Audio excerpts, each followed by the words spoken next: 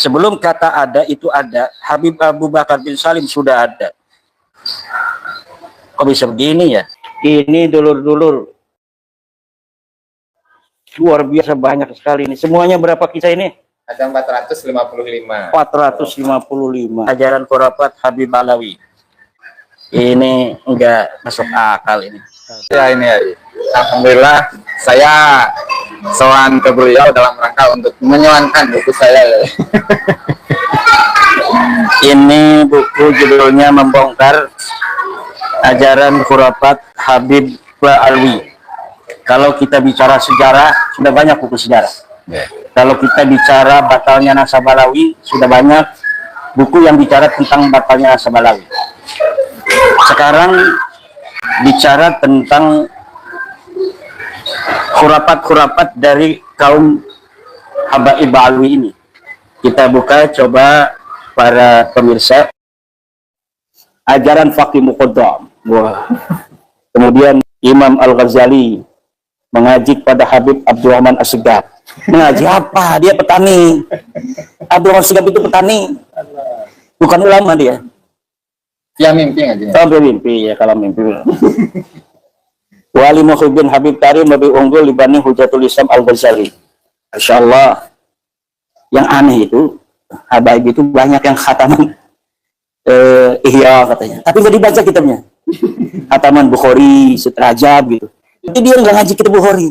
Aneh, itu kenapa itu? Jadi cuman apa tabar aja ya. Jadi dibaca dari awal sampai akhir karena itu adalah tradisi. Awal sampai akhir apa awalnya doang sama akhirnya? Enggak, jadi semacam apa namanya ngaji kitab Bukhari. Jadi misalkan bikin lingkaran gitu. Jadi kiai baca 2 hadis, nah terus kemudian pindah saya baca 2 hadis juga, terus dan itu dilakukan selama 1 bulan Rajab. Ya. Cuman untuk apa namanya ulasan, uraian, syarah segala macam enggak, hanya sekedar enggak kayak Bahar kan ikut kemarin tuh saya lihat. Dia baca enggak itu apa hanya ya hanya khatamannya aja. Aduh, macam-macam amat ya manusia dalam alam dunia ini. Kemudian Habib Abdullah Al-Haddad lebih tinggi makamnya daripada Imam Ghazali dan Syekh Abdul Qadir Al-Jalani dan Abu Yazid Bustami. Insyaallah. Gimana lebih tinggi? Kitabnya aja 1 jilid kitabnya Imam Ghazali mengalahkan seluruh kitab Abdullah Al-Haddad. Sama saya aja banyakkan saya karangannya. Abdullah Al-Haddad itu sama saya aja banyakkan saya karangannya. Hanya tasawuf saja itu. Gimana lebih tinggi dari Imam Ghazali dan Syekh Abdul Qadir Jalani? Ya sama saya aja. Banyakkan mana lembarannya Abdullah Al-Haddad dengan Imaduddin Usman Al-Bantani. Kemudian pertemuan Habib Ahmad bin Hasan Al-Attas dengan Syekh Abdul Qadir Jalani. Beda masa bisa bertemu ini? Ya mimpi. Mimpi juga. Satu orang alim dari Tarim melebihi 100 ulama dari luar Tarim. Jadi satu orang alim dari Tarim lebih mulia dari 100 ulama dari luar Tarim. Tarimnya apaan emang? Ini karena Tarim itu kata berarti Gus Ajis ini lebih hebat dari saya 100 kali. Karena ini lulusan Tarim. Saudara-saudara, perlu diketahui ternyata Gus Ajis ini adalah penyusup. Karena ternyata beliau ini lulusan Tarim berapa tahun? Di Tarim 6 tahun setengah. Ya? 6 tahun setengah. Mondok di Habib Dalwa berapa tahun? 4 tahun. 4 tahun, 10 tahun jadi murid Habib. Kemudian dia ngarang ini. Berarti dia penyusup di golongan Tarim ini. 10 tahun nyusupnya ini baru keluar nih. Alhamdulillah. Mantan mukibin ternyata ya, 10 tahun. Ya Allah. Kemudian khurafat Habib yang berhubungan dengan syafaat. Khurafat Habib yang berkaitan dengan alam barzah dan akhirat. Banyak khurafatnya ini dalam barzah juga. Kaki Habib Abdurrahman As-Segaf pernah menginjak tanah surga Firdaus. Allah. Ini Nabi Idris yang begini. Habib Abu Bakar Al-Adni hidupkan seorang wanita sampai hidup lama. Jadi udah mati wanita, hidup lagi oleh Habib Al-Adni, Abu Bakar Al-Adni. Ini luar biasa ini. Ini kalau tidak ada bab nasab, Umar bin Hafid itu sudah banyak itu cerita palsunya itu. Hafal 100.000 hadis, saya tantang 4.000 hadis Bukhari, belum ada yang mau untuk apa menyanggupinya. Kalau mau, ya walaupun saya nggak punya duit, saya siapin HP Nokia, bukan Nokia, Samsung Galaxy. HP Samsung Galaxy, kalau misalnya Umar bin Hafid bisa itu, satu dua hari aja yang 4.000 hadis itu, untuk menghafal tanpa membaca, saya kasih HP Samsung Galaxy. Ada yang 1 juta hadis itu, udah mati tuh, nggak bisa dijajah. 7 juta, 7 juta ya. 7 juta hadis. Wallah, saya cari perjalanan mencari hadisnya nggak ada, hanya pada bapaknya aja. Yang mimpi mungkin. Bisa jadi pada Ibnu Arabi aja itu. Satu orang apa ini? Habib Abu Bakar Alami, Habib masuk kubur lihat jenazah sedang sholat dengan khusyuk. Masuk kuburan. Akhirnya ada jenazah lagi sholat. Ya. Masya Allah. Habib bawa kapal perahu ke alam barzah. Emang alam barzah itu lewat laut? Kok bisa bawa perahu? Ya, nggak ada ya. Masya Allah, ini Habib luar biasa. Habib Salim bin Abu Bakar wafat, malaikat di neraka liburan dan ahli neraka bersenang-senang. Ruhnya Habib Salim bin Abu Bakar al-Atas ada di Baitul Makmur bersama Nabi. Masya Allah. Masjid Abu Bakar bin Salim terbangun dari surga. Nasibnya ya? Nasibnya ya. Bangunannya pakai bata. Tanah lihat ya. Tanah lain ngambil dari tanah itu. Dari tanah sekitar. Itu dari surga gimana caranya? Karena tanah tarim itu tanah surga ya. Oh, Masya Allah, tanah tarim, tanah surga. Kenapa di surga nggak ada Alfamaret? Waktu di sana ada Alfamaret nggak? Nggak ada ya. Nggak ada kan? Jadi segede apa namanya warung Madura itu dianggapnya udah supermarket. Masya Allah, kasih. Jadi di sana nggak pernah ke mall. Di mallnya itu cuma di Mukalla, ibu kota Hadramut. Ya. Ngomong juga tarim. Kalau Mukalla, nggak ada ya? kalau Mukalla saya tahu itu kota besar, Mukalla Tarim nih. Ada nggak mall? Nggak ada ya. Ramayana. Nggak ada ya.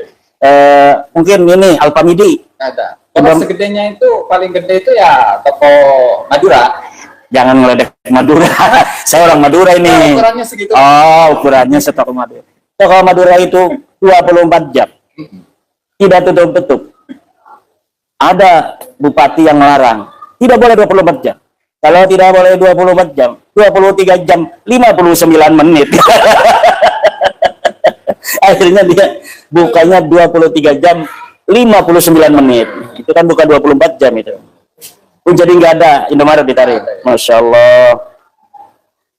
Ini luar biasa. Ini kalau kita nyari yang begini di komik-komik susah. Habib Salim bin Abu Bakar wafat, malaikat liburan di neraka. Sebut Habib ini di mana saja, maka Habib akan datang di depannya secara nyata. Oh, gila, oh gitu ya. Langsung cuk gitu. Langsung depan.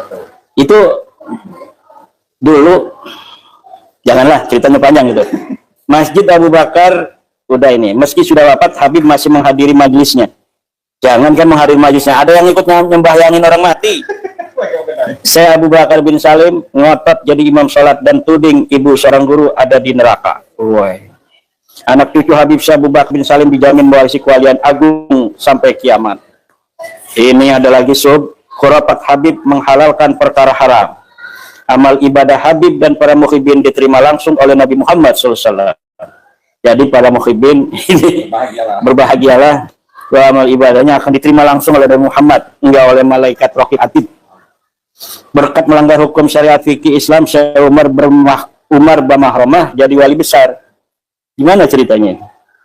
Jadi ketika dia ingin menjadi seorang wali, maka dia harus mabok dulu ya, mabok dulu. Kemudian campur wanita, peluk segala macam. Na'udzubillah, udahlah. Aduh, itu bahaya itu. Arak bekas Habib yang mabuk menjadikan budak Habib sebagai ahli tafsir. Hukum syariat Islam tergantung warga Tarim. Waduh. Habib pakai baju emas yang diharamkan agama boleh berarti ya, kalau Habib mah. Nabi Muhammad diarak dengan musik dan saweran. Astagfirullahaladzim. Taubat muhibin meski sudah di dalam kubur masih diterima. Na'udzubillah. Innallaha yaqbalu taubatal abdi ma lam yughargir. Hadza huwa asy-syari'ah al-islamiyah. Bahwa taubat seorang hamba itu diterima Allah sebelum dia itu sakaratul maut. Kalau sudah sakaratul maut, nyawa sudah ada tenggorokan, tidak diterima lagi. Itu ajaran Islam. Tapi ajaran Balawi, mereka bisa tobat walau sudah mati di dalam kubur. Dan ini ada di dalam bukunya Gus Aziz Jazuli dan Kiai Ihya, membongkar khurafat Habib Alawi. Yang tidak punya menyesal seumur hidup. Kalau saya punya, alhamdulillah gratis. Ini dulur-dulur luar biasa banyak sekali ini. Semuanya berapa kisah ini? Ada 455. 455. Ini ada tentang penghinaan pada malaikat, ada penghinaan pada sahabat Nabi, ajaran membuat hadis palsu. Ini hadis palsu atas nama Nabi gitu. Atas nama Nabi. Qalan Nabi. Yang mimpi tadi. Dia mimpi, masya Allah. Man kadhiba alayya muta'ammidan falyatabawwa maq'adahu minan nar. Ini dalam bab 1. Ini khurafat ini beda dengan karamah. Kalau karamah itu adalah sesuatu yang keluar dari kekasih Allah sebagai kemuliaan dari kelebihan-kelebihan kedekatannya kepada Allah. Sementara khurafat adalah kisah-kisah palsu yang di atas namakan keramat itu, padahal tidak pernah terjadi pada masanya. Nah, di dalam kitab Gus Aziz ini dibongkar keramat-keramat palsu yang ada dalam kitab-kitab Alawi. Kalau misalnya orangnya betul-betul ada, yaitu khurafat. Kalau orangnya yang dinisbatkan khurafat itu kepadanya itu tidak ada, seperti Fakih Muqaddam, Ali Khalil Qasam, Sohib Mirbad. Nah, itu jelas itu dari dua sisi sangat menyesatkan. Satu, orangnya saja tidak ada, kemudian orang yang tidak ada ini dibuat kisah-kisah keramatnya, padahal orangnya saja tidak ada. Seperti Fakih Muqaddam bisa Mi'raj, orangnya saja tidak ada, bagaimana kemudian dia bisa Mi'raj. Tapi cerita-cerita semacam itu diproduksi sedemikian rupa sehingga kemudian menjadi dagangan dari kaum Balawi untuk meninggikan klannya, leluhurnya. Saya potong dulu. Jadi kalau memang itu adalah khurafat dan cerita-cerita palsu, sebenarnya bagaimana hukum dari orang-orang yang dengan sengaja menulis khurafat itu? Apakah dia ya hanya sekedar ibaratnya dosa kecil ataukah dosa besar, atau bagaimana pandangannya ini? Ya, berbohong itu kan berdosa, apalagi berbohong atas nama ulama-ulama. Ya kan, misalnya orang yang seperti Abu Huda Soyati berbohong atas nama Imam Syuuti, itu luar biasa. Daging ulama itu adalah sumun qatilun, ya. Menyakiti ulama itu sama dengan menyakiti Rasulullah, karena ulama adalah pewaris daripada Rasulullah. Tapi kemudian mereka begitu tega membuat cerita-cerita atas nama ulama, seperti Asyraful Muhattam yang diatribusikan terhadap Imam Asy'ari. Ya, hukumnya haram untuk orang yang bertakwa kepada Allah, mengaku Islam, kemudian mengaku mursyid juga seperti Abu Huda Soyati, kemudian dia membuat cerita-cerita palsu akan keramat yang tidak pasti, tanpa dia bisa mempertanggungjawabkan sumbernya. Al-Masdarul Awwali, yang dia mencatat itu dari mana, dan kemudian dia membuat sebuah kitab, yang kitab itu kemudian setelah diteliti, kitab yang bukan seperti penisbatan yang tertera di dalam jilidnya. Jadi kitab yang katanya Salaful Muhattam dikarang oleh Imam Syuuti, ternyata setelah diteliti oleh Syekh Abdullah bin Muhammad bin Siddiq Al-Ghumari, dia adalah karangan dari Abu Huda Soyati ini. Ya. Jadi haram hukumnya. Haram, dan itu adalah haramnya itu asyaddal haram, karena berdosanya bukan hanya untuk kepentingan dia kepada individu lainnya, tapi menyangkut banyak orang, berbohong kepada banyak orang. Kemudian pengkhianatan ilmiah dengan sengaja menghapus teks di dalam kitab-kitab Balawi. Ini disebutkan juga nih, teman-teman. Rugi kalau nggak punya kitabnya Gus Aziz yang satu ini, membongkar ajaran khurafat Habib Alawi. Kemudian di bab 3, kompilasi khurafat Habib. A. Penistaan kepada Allah, para nabi, dan ajaran Allah. Allah takut disaingi oleh Nabi Muhammad. Ada emang? Ada ya. Jadi di situ dikatakan Allah takut gitu. Allah takut jika sifat ketuhanannya itu disaingi oleh hambanya, oleh Nabi Muhammad. Iya. Itu dalam kitab Balawi ini ya. Majmu' Kalam Habib Idris bin Umar Al-Habsyi. Orang mana dia? Orang Taris. Hadramaut. bukan Indonesia ya. Oh, bukan. Habib Muhammad Al-Masyhur seringkali bermusyawarah dengan Allah. Jadi ada notulennya gitu. Ada. Masya Allah. Jadi musyawarah dicatat notulennya itu ya. Jadi setiap kali Habibnya itu ingin keluar kota, maka dia musyawarah dulu ya. Musyawarah dengan Allah Ta'ala. Ya Allah, apakah saya boleh atau enggak keluar kota ini? Iya. Masya Allah. Kalau nggak boleh nggak jadi gitu. Nggak jadi. Kalau boleh jadi keluar gitu. Keluar. Subhanallah. Masya Allah, luar biasa ya. Fakih Muqaddam mengaku sebagai Allah. Waduh, ada gitu ya. Ada ya. Orangnya aja nggak ada ngaku sebagai Allah. Mi'raj Fakih Muqaddam 70 kali setiap malam di Sidratul Muntaha. Pakai kambing. Pakai kambing. Itu benar pakai kambing. Bahasanya dabah ya. Dabah itu Binatang tunggangan. berkaki 4 ya. Berkaki 4. Bisa kambing dan seterusnya. Atau bisa juga tank ya, tank baja. Oh, belum ada ya zaman dulu. Mi'raj Fakih Muqaddam 70 kali setiap malam ke Sidratul Muntaha. Masya Allah. Meminta apapun kepada makam Habib Umar Al-Mukhtar akan dikabulkan. Minta istri lagi juga dikabulkan. Fisik Habib Abdullah Al-Haddad, fisik Nabi Muhammad. Masya Allah. Berarti mirip sama Umar bin Habib ya. Kurang lebih. Iya, berarti mirip Umar. Katanya kan Umar bin Habib mirip sama Nabi Muhammad. Masya Allah. Akhirnya ada yang takut juga melihat wajah.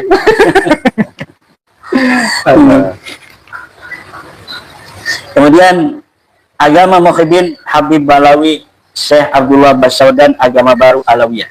Maksudnya gimana nih? Agamanya Muhyiddin itu agama Alawiyah. Masya Allah. Larangan ziarah ke makam Nabi Muhammad Sallallahu Alaihi Wasallam jika diadakan haul Habib Ali Al-Habsyi. Masya Allah, luar biasa. Pangkatnya apa sih ini orang? Turunan Nabi bukan. Larangan apa ini? Penggambaran wajah Rasulullah seperti Habib Abdullah Al-Haddad dalam keadaan tidur sementara sahabat beribadah. Jadi wajahnya mirip Abdullah Haddad. Betul. Banyak miripnya juga. Oh, karena banyak ya. Ada Muhammad bin Thahir Al-Haddad, ada siapa namanya Abdurrahman bin Muhammad Al-Masyhur, ada siapa lagi tuh? Hasan bin Shalih Al-Bahar, dan juga banyak-banyak Habib yang lain yang wajah Rasulullah itu seperti mereka ya. Merekanya mirip nggak itu satu dengan yang lainnya? Enggak mirip ada. Berarti wajahnya Rasulullah banyak dong. Betul ya. Kemudian mimpi Habib merupakan bagian dari kenabian. Oh, iya. Reinkarnasi Nabi Muhammad SAW ialah Habib Muhammad bin Thahir Al-Haddad. Kayak agama Hindu aja ini ada reinkarnasi. Panutan Habib Wali Muhyiddin Balawi telah mencapai makom kenabian. Luar biasa. Makam Habib Syekh Abu Bakar bin Salim menembus makam Nabi Hud. Nabi Muhammad berwajah seperti Habib Abu Bakar bin Salim dan sholat di Tarim. Jadi Nabi pernah sholat di Tarim. Penduduk alam barzah reuni bersama Habib Syekh Abu Bakar bin Salim dan Rasulullah. Ini kayak lulusan UGM aja nih reuni segala. Di antara para wali hanya Habib Abu Bakar bin Salim yang Allah izinkan mengetahui rahasianya. Rahasia Allah. Rahasia Allah. Nabi Muhammad pun enggak. Jadi dia melebihi Nabi Muhammad kalau gitu ya. Pasti ya. Karena na'udzubillah dengan Allah. Sebelum kata ada itu ada, Habib Abu Bakar bin Salim sudah ada. Sebelum kata ada itu ada, Habib Abu Bakar bin Salim sudah ada. Berarti kan Allah ya. Berarti dia adalah sang ada. Sebelum semua ada. Betul. Sedangkan Allah itu ada. Maha ada. Berarti dia ada sebelum Allah. Berarti dia bukan makhluk Allah. Sang pencipta mungkin. Kecuali dia mengaku Allah. Luar biasa ya. Ajaran begini kok ada yang percaya ya. Karena rokok Rasulullah SAW keluar dari majelis Habib. Rasulullah nggak suka rokok katanya. Sukanya cat apa tuh? Dia mereka gat. Kot. Itu gimana tuh? Coba ceritain. Jadi orang-orang kot itu apa namanya pucuk dari tanaman yang muda ya. Nah kemudian kalau cara konsumsinya itu si pucuk daun ini dikunyah. Nah kemudian nanti dikumpulkan di pipi. Nah jadi yang diambil itu sarinya ya. Dari menyerap sari itu maka apa namanya, tubuhnya itu akan fresh, jadi nggak ada rasa lelah, nggak ada rasa capek, Mirip kayak narkoba. mirip narkoba. Kalau di Indonesia sudah apa namanya, dilarang itu. Kalau teman-temanku saja yang dari Balawi ada yang makan itu nggak? Nggak kelihatan sih, ada 1-2 mungkin. Jadi kalau di ada nggak fatwa Balawi yang mengharamkan gat itu? gat itu Diharamkan nggak? disamakan dengan kopi ya. Bisa makan dengan kopi. Disamakan dengan kopi. Allah, Allah. Jadi kalau Jadi- rokok itu haram, Rokok itu haram, tapi kalau gat itu sama dengan kopi. ya Ada fatwa dari kaum habaib gitu. ada itu. Ya. Padahal itu teman-teman di Indonesia itu sudah masuk narkoba. Gat itu sudah masuk narkoba. Rifai, Rafli, Ahmad Rafi itu, Raffi Ahmad itu pernah kena kasus narkoba gat itu tuh, ya.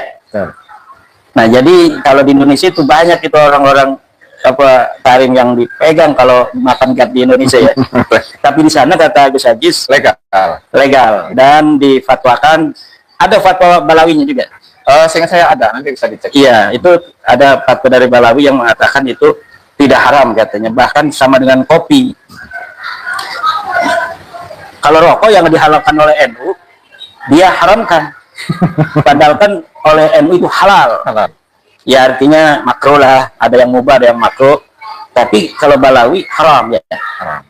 Berarti Bahar Smith itu nggak pakai ilmu Balawi, dia pakai NU dia. Pakai NU ya, pakai NU ya. Yang enak-enak dia pakai NU. Masya Allah. Pemilik kekuasaan mutlak pengelola alam semesta adalah Habib Alwi bin Fakih Muqaddam. Penguasa alam semesta, penguasa, pemilik kekuasaan mutlak, pengelola alam semesta adalah Habib Alwi bin Fakih Muqaddam. Habib Alwinya aja nggak ada, Fakih Muqaddamnya nggak ada, gimana menguasai alam? Namanya juga dongeng ya. Menyamai mukjizat Nabi Isa. Habib Alwi hidupkan mayat, sembuhkan orang buta dan kusta. Ini maksudnya Alwi bin Fakih Muqaddam ini ya? Alwi bin Fakih Muqaddam. Oh, jadi anaknya Fakih Muqaddam bisa menghidupkan orang mati dulur-dulur. Makanya kalau nggak beli buku ini, ya nyesel nggak dapat cerita-cerita yang luar biasa. Kemudian menyamai maklar pertemuan Nabi dalam keadaan terjaga. Siapa ini? Ingat nggak? Itu salah satu Habib. Ada jadi maklar ya? Jadi maklar. Jadi kalau ingin ketemu Rasulullah harus menghubungi Habib. Oh, kalau zaman Nabi masih hidup, orang yang ingin bertemu Nabi harus mendekati Zaid bin Harisah. Ya. Ketika Zaid bin Harisah itu sudah wafat, anak angkatnya cucu angkatnya, Usama bin Zaid, itu adalah menjadi jalan orang untuk bisa bertemu dengan Rasulullah. Bahkan ketika ada masalah besar yang orang lain tidak berani berkata pada Rasulullah, itu Zaid dan Usama ini berani karena beliau adalah Hib ibn al-Hib, kekasih, putra kekasih. Bukan Habib ya. Bukan, Hib ibn al-Hib itu adalah Usama bin Zaid. Tapi pada suatu waktu Usama bin Zaid pernah juga dimarahin. Jadi biasanya kalau udah sama Sayyidina Ali nggak berani, Sayyidina Ali itu terakhir pada Zaid. Kalau Zaid udah meninggal, terakhir itu pada Usama. Itu pernah ketika ada seorang perempuan dari Makhzumiyah itu mencuri, kemudian minta kepada keluarga daripada Nabi Muhammad yang lain, istri Nabi nggak ada yang berani, kemudian melalui Usama bin Zaid ini, ya Usama sampaikan pada Rasulullah agar ini perempuan yang mencuri tidak dipotong tangannya. Ada dimarahin itu mah. Lau anna Fatimah binta Muhammadin sarakat laqata'tu yadaha. Kalaulah Fatimah anakku mencuri, aku akan potong tangannya. Ini sama dengan ucapan Abu Yai Ma'ruf Amin kemarin. Walaupun bukan ponakanku yang diangkat PJ Ketut, anakku sendiri tetap aku tolak. Artinya luar biasa kan? Bahwa ADART harus ditegakkan menurut Abu Yai Ma'ruf, sehingga ketika Kiai Zulfa Mustafa, ponakannya sendiri diangkat jadi PJ Ketut, tidak ditolak, tidak diterima karena dianggap melanggar ADART. Padahal itu ponakan asli. Kiai Zulfa itu adalah anak Nyai Ratu Marhumah Latifah. Nyai Ratu Marhumah Latifah ini orang sini nih.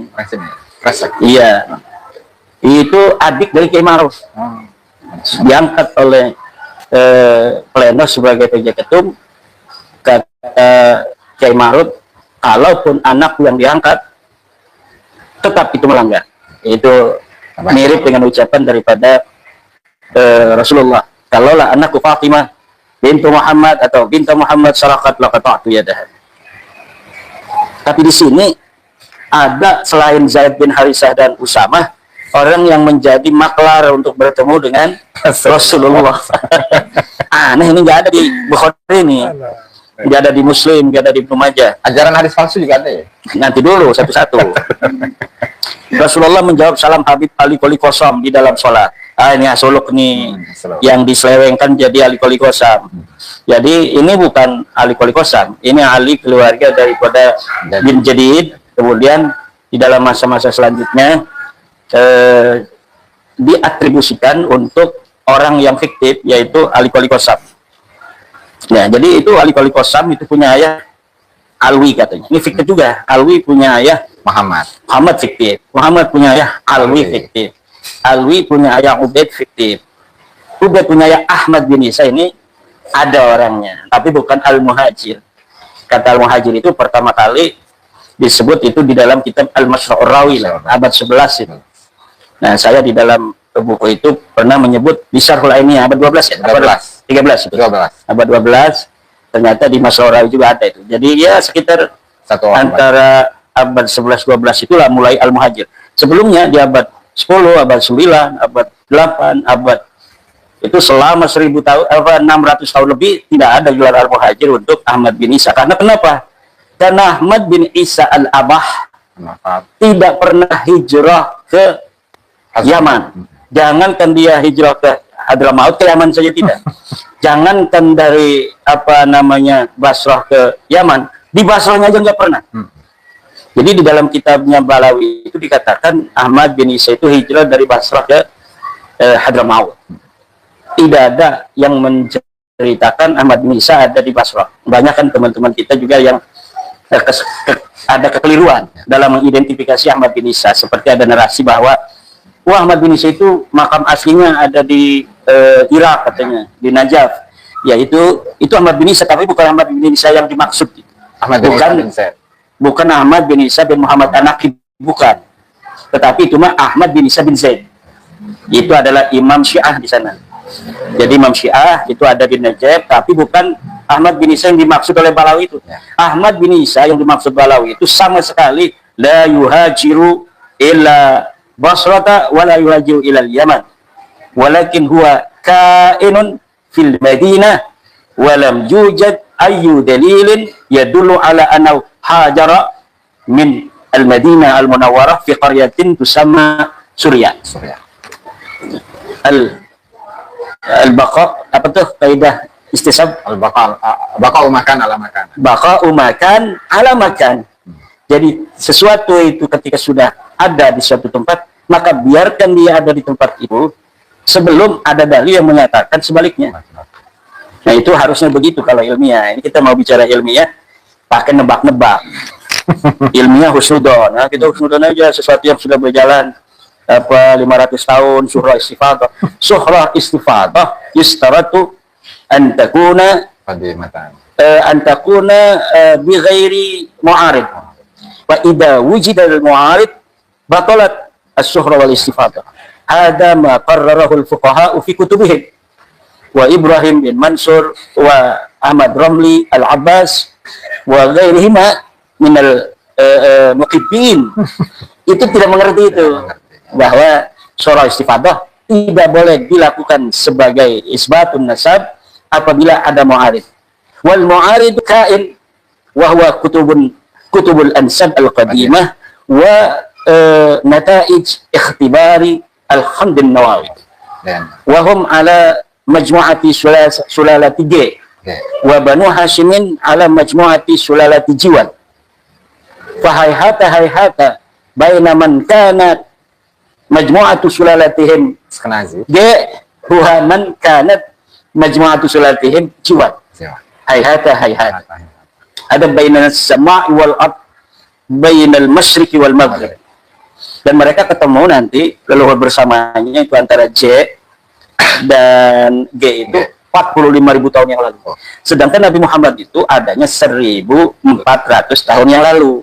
Berarti leluhur mereka itu bukan Nabi Muhammad. Siapa? Ya mungkin Nabi Nuh dan sebagainya. Jadi semua manusia ini, dulur-dulur, subscriber dari Gus Aziz Jazuli, semuanya sedulur.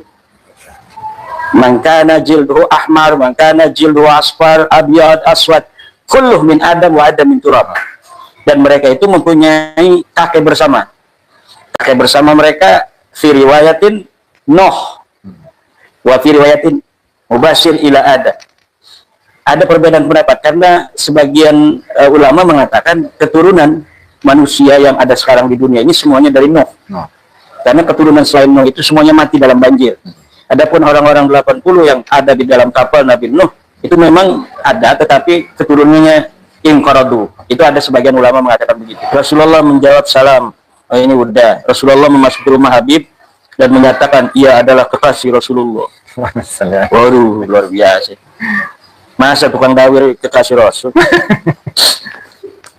Tapi Habib yang dawir tidak hanya di Indonesia ya? Gimana? Coba ceritain. Jadi ada satu peneliti ya, namanya Michael siapa lupa, orang Rusia ya. Dan penelitian itu pada tahun 2001-2002. Jadi dia seorang antropolog, kemudian salah satu dosen di Universitas Rusia, dan dia meneliti tradisi dan budaya di Hadramut. Nah, dia kaji-kaji satu persatu dari tradisi yang ada di sana, kemudian ketika menceritakan tentang munsib. Munsib itu termasuk ya, misalkan munsib Al-Idrus, munsib Al-Haddad, Al-Atas, dan seterusnya. Jadi masing-masing dari munsib itu memegang satu suku, misalkan suku Al-Tamimi, kemudian Al-Katiri, dan seterusnya. Jadi intinya penggawean di Hadramut ada. Oh gitu ya. Ini ada lagi sub tentang khurafat Habib yang mengajarkan rasisme. Ada Habib yang mengajarkan rasisme bahwa Habib Ba'alawi itu adalah ras tertinggi di atas dunia ini. Nah itu menurut Habib, bahwa menurut Habib mereka ini ras tertinggi termulia dalam dunia. Menurut saya orang yang paling hina di Nusantara ini lebih mulia dari orang yang paling mulia dari golongan Balawi. Ini adalah sebuah kebenaran. Orang yang paling hina dari warga Nusantara adalah orang yang lebih mulia daripada orang termulianya dari Balawi. Semua habaib Balawi tidak akan ada yang mampu mengungguli. Mengungguli apa? Kehaluannya. Khurafat pengkultusan tempat dan kuburan. Wah ini mah udah biasa nih. Banyak kuburan. Ajaran asusila. Ajaran asusila ada juga. Khurafat untuk mengkultuskan tokoh. Kemudian ada khurafat asusila. Mayat wali tarim yang sudah dikuburkan bangkit dari kubur dan menghamili istrinya. Ini bisa aja nyarinya yang benar nggak nih, ada di kitab nggak? Ini kalau nggak ada di kitab Balawi ini bisa dilaporin ini. Ada ya? Ada. Ya. Gimana ntar mau jelaskan? Ini saya udah jadi pengantar aja, kata pengantar. Ini nggak ada nanti. Karena ini aneh-aneh nih. Ada mayat udah mati, tapi dia bisa menghamili istrinya hidup lagi. Syarat jadi wali besar harus melanggar syariat dan mampu bercampur dengan wanita bukan mahram. Na'udzubillah.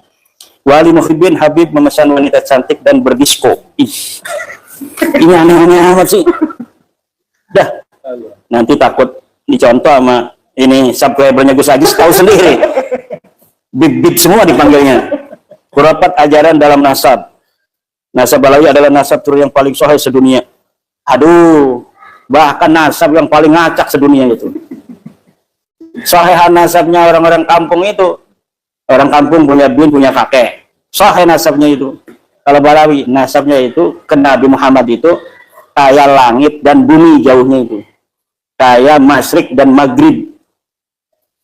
Kemudian ajaran penjajahan mental spiritual. Ajaran dalam sholat. Habib tidak pernah sholat dan bisa membelah diri. Jadi ada Habib yang nggak pernah sholat, tapi dia bisa menjadi dua. Gitu. Na'udzubillah.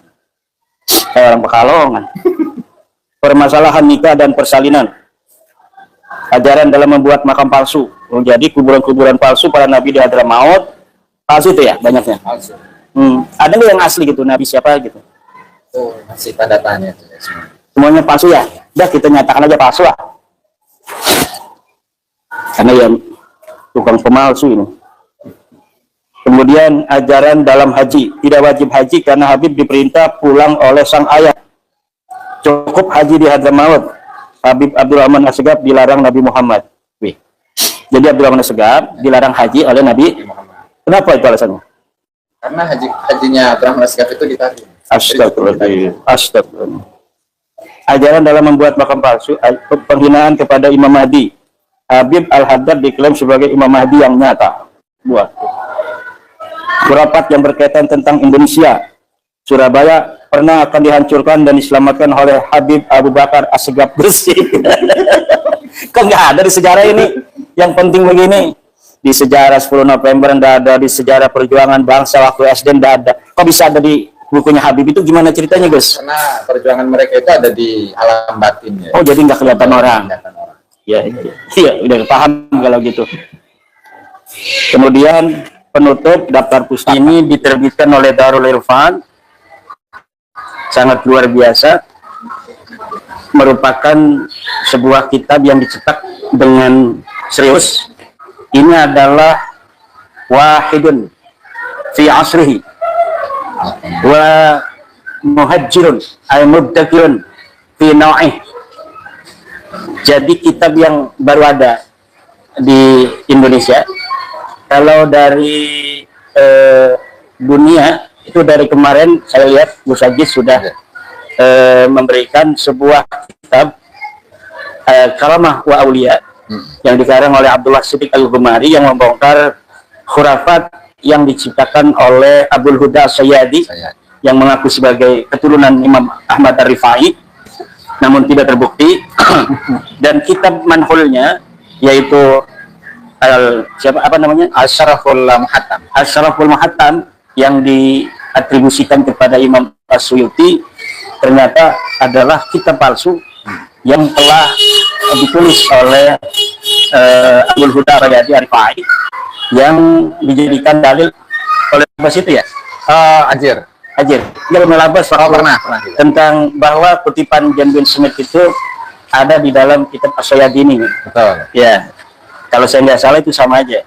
Itu berarti betul lah bahwa selama ini masyarakat umat Islam di dunia itu banyak dijejali khurafat-khurafat dari ulama-ulama besar kita yang kita hormati, kita muliakan, seperti Imam Ahmad Ar-Rifai. Beliau adalah orang mulia, tetapi kemudian dikotori kemuliaan beliau dengan adanya Al-Mudda'i Asy-Syaraf ini, seperti Abdul Huda Sayyadi yang mengaku sebagai keturunan daripada Rasulullah Muhammad SAW, walhal anna nasabahu munqati' la yashhaduhu kutubul ansab al-qadimah. Dan ternyata khurafat yang dia bikin terbongkar oleh Abdullah Siddiq Al-Ghumari. Yang mau bukunya silakan di kolom komentar apa? Di deskripsi. Di deskripsi ada ya nanti untuk menghubungi yang mau beli kitab ini. Ini sudah ratusan yang laku dan tadi laporan dari timnya Gus Aziz yang beli itu kan punya alamat itu. Itu yang beli banyaknya dari profesor, dari dosen, dari para peneliti yang banyak sudah membeli buku ini. Jadi kepada PWILS, pada kiai-kiai pesantren kalau nggak punya kehabisan. Aduh, nyesel. Ini saya senang sekali dapat hadiah dari Gus Aziz, buku membongkar ajaran khurafat Habib Alawi, dan alangkah indahnya kepada para penulis lain dari perspektif lain tentang Balawi ini yang masih banyak yang bagus untuk ditulis, terutama oleh para doktor-doktor di kampus-kampus, oleh para peneliti.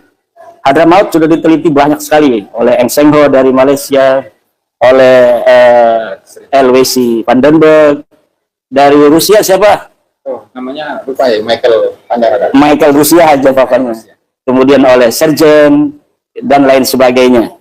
Nah, saya kira ini adalah harus menjadi panggilan untuk para akademisi untuk memberikan perspektif lain bagi umat Islam di Indonesia tentang Balawi ini.